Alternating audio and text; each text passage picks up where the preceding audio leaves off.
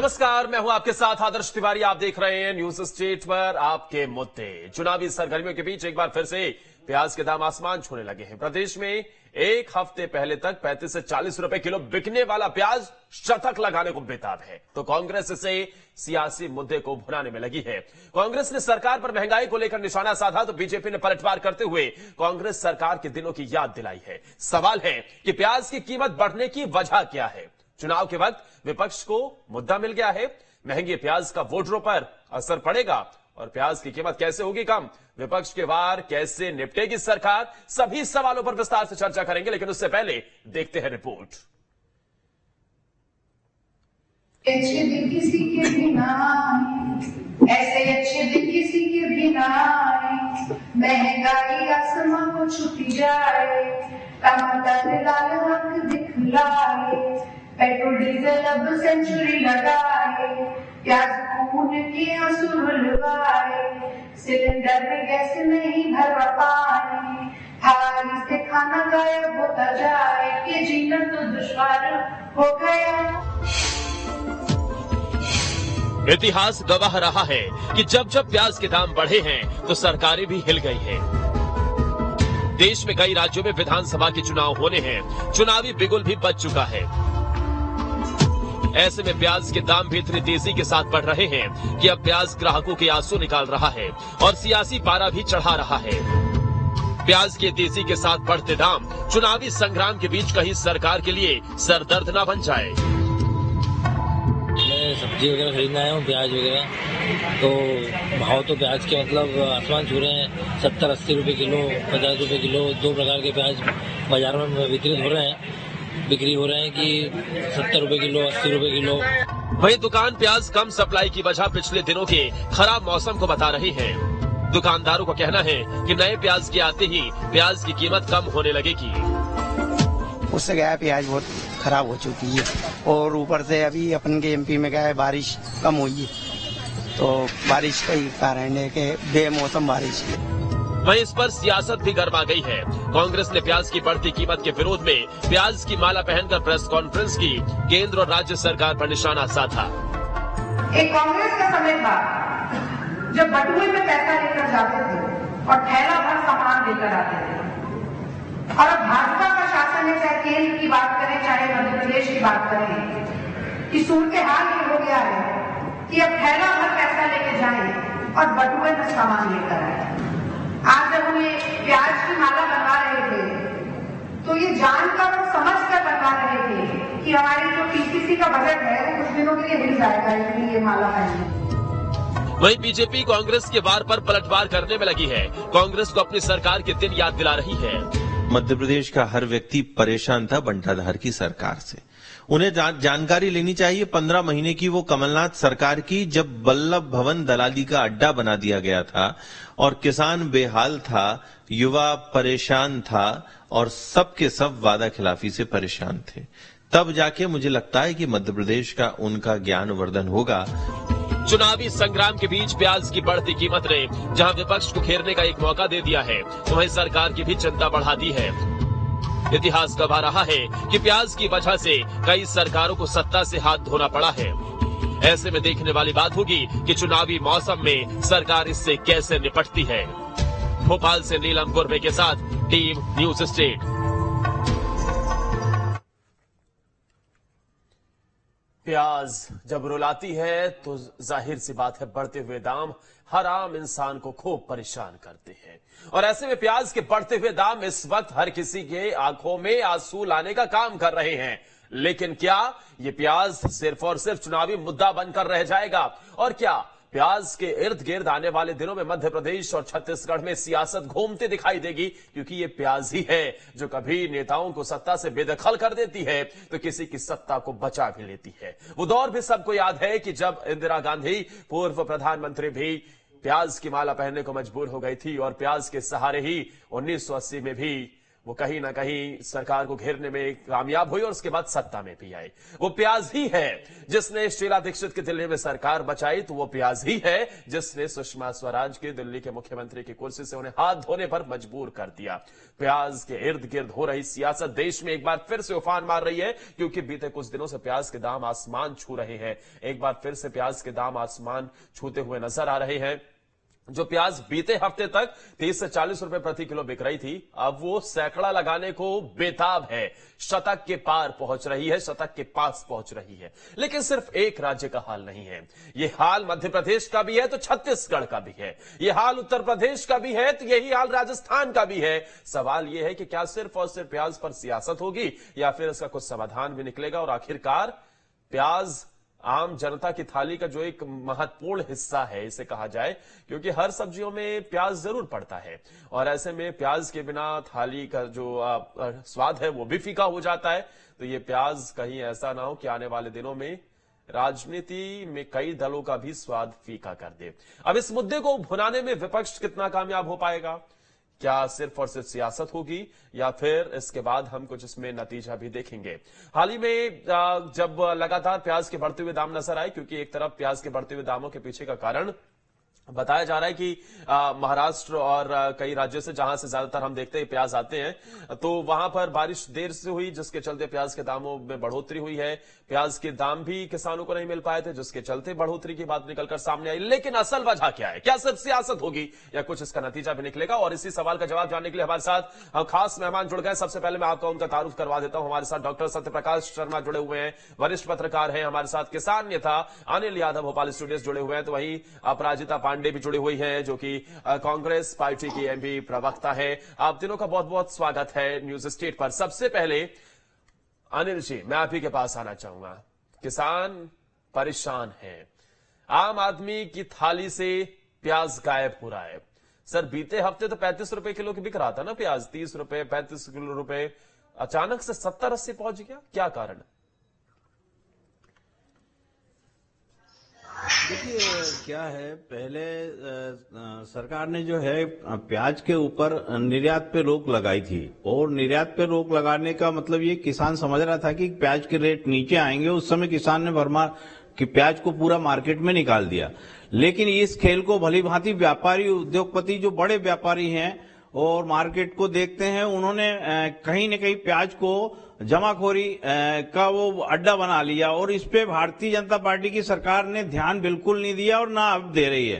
केंद्र सरकार चाहे तो गोदामों पर छापे मार करके मार्केट में जो व्यापारियों के पास में माल भरा हुआ गोदामों के अंदर वो बाहर कर दे, मार्केट अपने आप नीचे आ जाएगा। लेकिन कहीं न कहीं बड़ा मोटा चंदा एक पार्टियों को जो मिलता है चुनाव के लिए, उसके लिए ये व्यापारियों की छेड़खानी नहीं करेंगे, उद्योगपतियों की छेड़खानी नहीं करेंगे, क्योंकि व्यापारियों की सरकार है और इनसे चुनाव लड़ना है।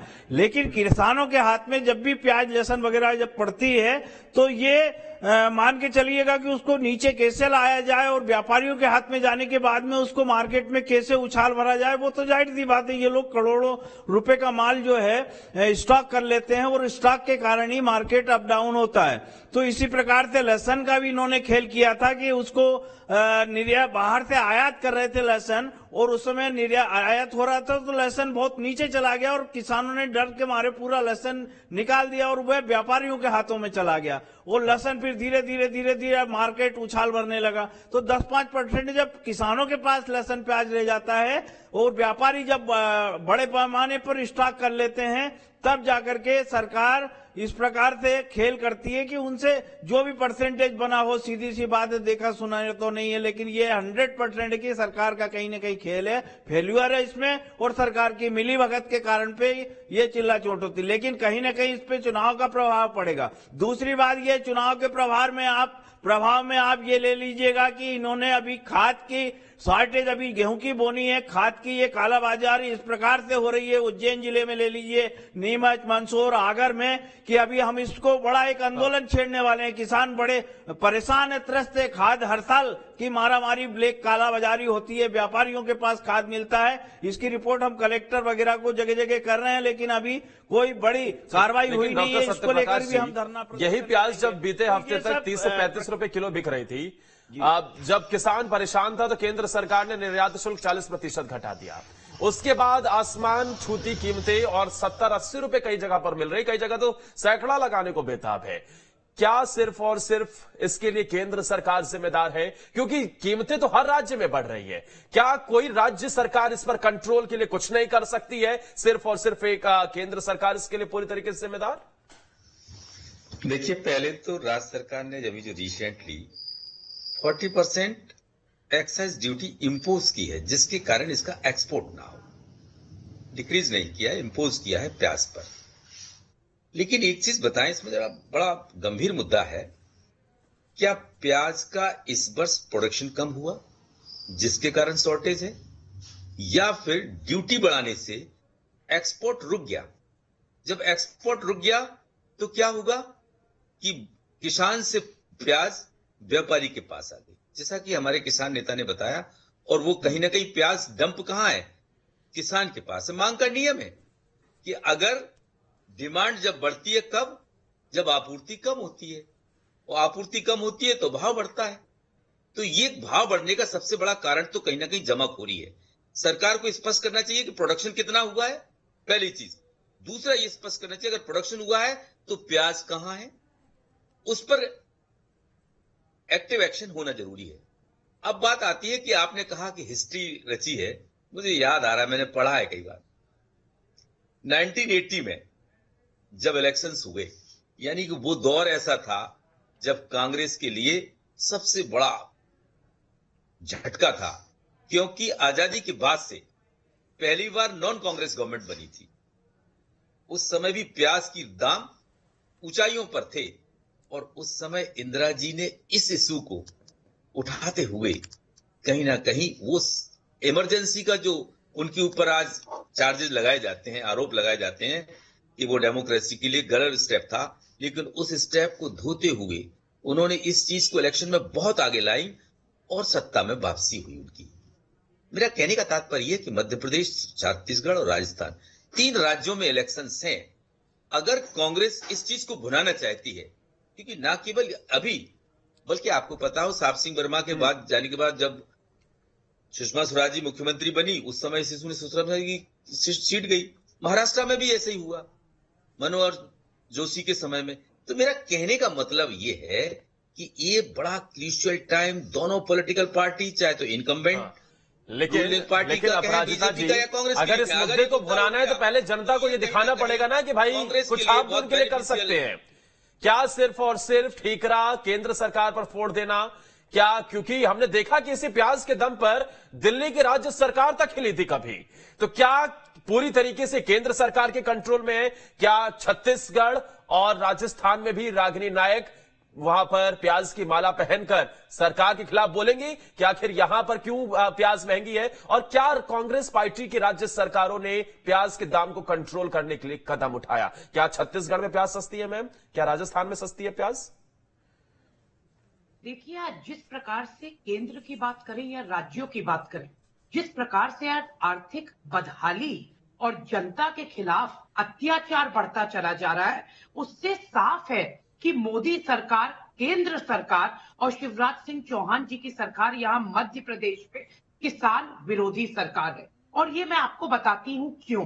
जब ऐसे हालात आ जाएं कि जनता के मुंह से निवाला छीन लिया जाए, आपकी खाने की थाली में खाना ना बचे, आपके जीवन में खुशी ना बचे, तो आपको समझ में आ जाता है कि सरकार हमारी गलत है, हमारी सरकार किसान विरोधी है। अब मैं आपको राज्य की बात बताती हूँ। जब केंद्र में महंगाई दर 9% सिर्फ 7% था, तो मध्य प्रदेश में महंगाई दर 9% था। तो सोचिए, शिवराज सिंह चौहान जी की इस निकम्मी सरकार ने मध्य प्रदेश की जनता को कितना त्रस्त किया है। आज कितनी महंगाई है, कितनी बेरोजगारी है और कितना भ्रष्टाचार है मध्य प्रदेश में, ये किसी से छुपा नहीं है। मध्य प्रदेश में हम क्यों विरोध कर रहे हैं इस किसान विरोधी सरकार का? आज ही 20,000 क्विंटल सड़ा हुआ गेहूं जबलपुर से आया है। ये किराने की दुकान से हमारे और आपके और मध्य प्रदेश की जनता के पेट में जाएगा। ये है मध्य प्रदेश की किसान विरोधी, मध्य प्रदेश की जनता विरोधी निकम्मी शिवराज सिंह चौहान जी की सरकार। अभी ग्लोबल हंगर इंडेक्स की बात करते अपराजिता हैं जी, तो उसमें आप मध्य प्रदेश में तो ब्लेम गेम खेल सकती है ना मैम, लेकिन छत्तीसगढ़ में क्या होगा फिर? अभी छत्तीसगढ़ में इस महंगाई को कंट्रोल करने के लिए जनता तो पूछेगी ना कि चलिए ठीक है, आप केंद्र में नहीं है, आप मध्य प्रदेश में नहीं है, लेकिन छत्तीसगढ़ में तो आपकी सरकार है ना मैम। वहां पर क्या काम किया आपने महंगाई को कंट्रोल करने के लिए? वहां पर क्यों बढ़ रहे हैं प्याज के दाम? वहां पर जनता की थाली में उचित रेट्स पर ये चीजें क्यों उपलब्ध नहीं होती है? क्योंकि प्याज के दाम बढ़ते हैं तो छत्तीसगढ़ की जनता भी परेशान होती है, अब टमाटर के दाम बढ़ते हैं तो वहां भी लोगों को परेशानी होती है। तो फिर उस वक्त राज्य सरकार, अगर आप एक राज्य में केंद्र और राज्य दोनों को घेर रही हैं, तो एक राज्य में फिर आप कैसे राज्य की सरकार को यह कह सकती है क्लीन चिट दे सकती हैं? क्लीन चिट हम कभी नहीं देते, किसी को नहीं देते। निश्चित तौर पर चाहे जहां पे भी कांग्रेस पार्टी की सरकार है, वहां पर महंगाई पे लगाम देने के निरंतर स्टेप्स किए जा रहे हैं। 500 रुपए का सिलेंडर दिया जा रहा है, 1500 महिलाओं के खाते में आ रहे हैं। चाहे आप हिमाचल की बात करें, चाहे आप कर्नाटका की बात करें, चाहे आप छत्तीसगढ़ की बात करें, मध्य प्रदेश में किसी भी प्रकार, जब बार बार हम कहते हैं कि हम शिवराज सिंह चौहान जी बड़े मामा बने फिरते और बोलते हैं मेरे लाडली बहना, तो आज क्या उन्हें दिख नहीं रहा? जब महंगाई बढ़ती है, जब प्याज के दाम बढ़ते हैं, जब घरेलू गैस के दाम निरंतर बढ़ते हैं, तो अपराजिता जी, या तो आपके पास इस सवाल का जवाब नहीं है या तो फिर आप मेरे सवाल से भाग रही हैं, क्योंकि मैं तो ये पूछ रहा हूं ना। देखिए, ऐसे अगर आप इन मुद्दों के आधार पर जाएंगी तो बीजेपी सरकार भी दावा करती है कि हम भी तो भाई 1000 रुपए 1250 रुपए महिलाओं के खाते में डाल रहे हैं, सिलेंडर तो यहां भी सस्ता कर दिया गया है। लेकिन अगर आप महंगाई की बात करेंगे तो पेट्रोल डीजल पूरे देश में सबसे महंगा नजर आता है, तो उसमें एक राज्य राजस्थान भी नजर आता है जहां कांग्रेस की सरकार है। अगर पेट्रोल डीजल में रेट कटौती की बात आती है तो हिमाचल की सरकार भी कदम पीछे खींच लेती है। तो फिर ये तो ऐसा नजर आता है ना लोगों के सामने तो एक ही थाली के सारे चट्टे बट्टे। मैम बिल्कुल नहीं, मैं आपको आपके प्रश्न का उत्तर देती हूं। जो मध्य प्रदेश की जनता बड़ी जागरूक है, समझदार है, समझती है। नैरेटिव हम सेट कर रहे हैं, कांग्रेस पार्टी सेट कर रही है, कमलनाथ जी सेट कर रहे हैं। शिवराज सिंह चौहान जी और भारतीय जनता पार्टी पीछे पीछे दौड़ रही है, हाफ रही है, कट कॉपी पेस्ट की सरकार चला रही है। क्या लोग समझते नहीं है कि कमलनाथ जी, कांग्रेस पार्टी ने कहा 1500 महिलाओं के खाते में जाएंगे, तो शिवराज सिंह चौहान जी और भारतीय जनता पार्टी ने कहा चलो हम भी देना शुरू करते हैं। कांग्रेस पार्टी ने कहा कि घरेलू सिलेंडर के दाम में कटौती की जाएगी, 500 का मिलेगा, तो 450 का ऐलान कर दिया जाता है। ये चुनावी जुमले हैं। ये तो क्लियर हो गया कि इसका जवाब नहीं मिलने वाला। महंगाई के मुद्दे पर आप जवाब नहीं देने वाले कि आखिर छत्तीसगढ़ में और राजस्थान में महंगाई क्या कंट्रोल में, इसका जवाब तो नहीं मिलने वाला। लेकिन सत्य प्रकाश जी, ये सवाल जरूर उठ रहा है। महंगाई की बात होती है तो ये एक राज्य तक सीमित नहीं होती है, ये हर जगह होती है और हर जगह इसका असर भी देखने को मिलता है। लेकिन क्या विपक्ष को और खास तौर पर कांग्रेस पार्टी को इस मुद्दे का बेनिफिट मिलता है? क्योंकि जब महंगाई की बात आती है तो बीजेपी 2004 से 2014 के आंकड़े गिनाती है, क्योंकि जब महंगाई की बात आती है तो भारतीय जनता पार्टी राज्य सरकारों की बात गिनाती है। और ऐसा भी नहीं है कि हर जगह महंगाई कंट्रोल में है। जिसमें मोदी सरकार बिल्कुल देखिए, नजर आई है, क्योंकि महंगाई का मोदी सरकार जो कंट्रोल है विरोधी सरकार रही है, वो बेसिकली मेरे ख्याल से जो ज्यादा मेजर शेयर है वो सेंट्रल गवर्नमेंट के पास है और माइनर शेयर स्टेट गवर्नमेंट के पास होता है। आपने एक बड़ा अच्छा अपराजिता से सवाल पूछा था कि आपकी 2 स्टेट में गवर्नमेंट है, इसके बावजूद भी आप उस पर क्यों नहीं बोल रही हैं? देखिए, एक चीज तो तय है कि ये जो दाम बढ़ते हैं इसके पीछे जमाखोरी सबसे बड़ा कारण होता है। हालांकि इसमें इंडिकेशन क्या मिला, 40% ड्यूटी को इंपोज किया। इससे क्या हुआ कि जो व्यापारी है उसके दिमाग पर एक बड़ा इंपैक्ट पड़ा कि अगर एक्सपोर्ट नहीं होगा तो प्याज जाएगा कहां, यानी स्टोरेज में आएगा। स्टोरेज में आएगा तो जानकारी डॉक्टर सत्य प्रकाश जी, पहले इंपोज की गई थी वापस, लेकिन इस फैसले को केंद्र सरकार ने पलट दिया था, वापस ले लिया था 40% ये निर्यात ड्यूटी का। नहीं, अगस्त में लिया था, अगस्त में निर्णय लिया था। अगस्त के बाद हो गया हो तो आई डोंट नो, बट अगस्त में इसी अगस्त में हुआ था। मुझे बहुत कम आ रहा है ऑडियो। तो मेरा कहने का तात्पर्य ये है भैया, कि जो चाहे मध्य प्रदेश की गवर्नमेंट हो, छत्तीसगढ़ की हो या राजस्थान की हो, अगर तीनों राज्यों में प्याज की रेट चुनाव से पहले बढ़ रहे हैं तो उसके पीछे कहीं ना कहीं सरकारों की जो कंट्रोल होना चाहिए जमाखोरी पर, वो कहीं ना कहीं एक बड़ी कमी है। लेकिन ये कई बार इश्यूज पॉलिटिकल भी होते हैं, क्योंकि आज पता है आपको कि लोकसभा इलेक्शन से पहले ये 5 राज्यों की जो इलेक्शंस हैं, ये कहीं ना कहीं उस इलेक्शन के सेमीफाइनल माने जा रहे हैं। क्या और अनिल जी क्या इसके पीछे का रीजन है और क्या इलेक्शंस पर इंपैक्ट इसका पड़ेगा? जी देखिए, बड़ा अच्छा शब्द है कि चट्टे वट्टे, वो दोनों एक ही थाली की चट्टे वट्टे हैं और दोनों को आवश्यकता है धन की।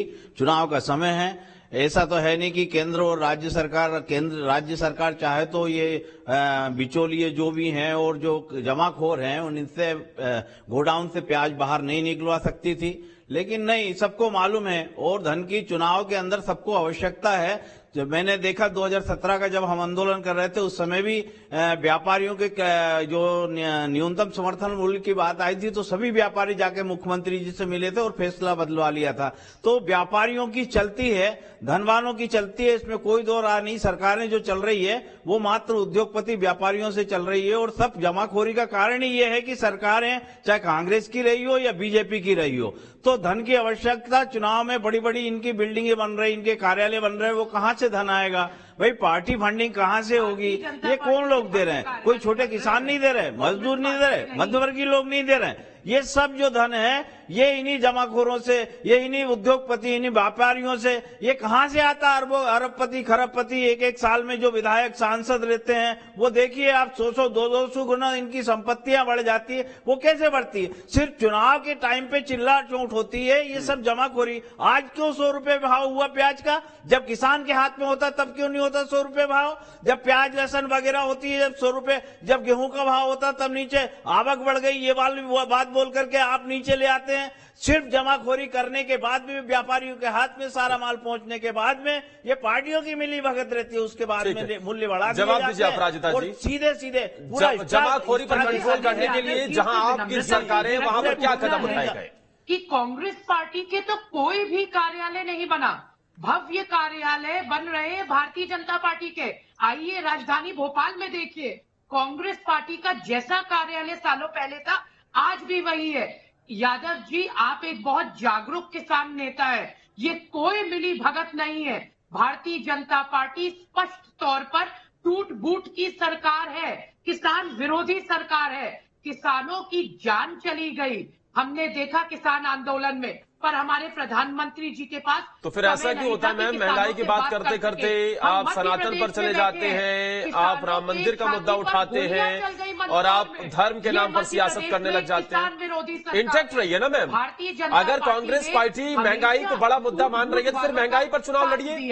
क्यों फिर आपको एक दिन आप प्याज की माला पहनकर बैठेंगे, अगले दिन फिर राम मंदिर के मुद्दे पर कहेंगे कि भाई ये तो हर किसी का मंदिर है, इसके लिए कांग्रेस पार्टी ने कदम उठाया है।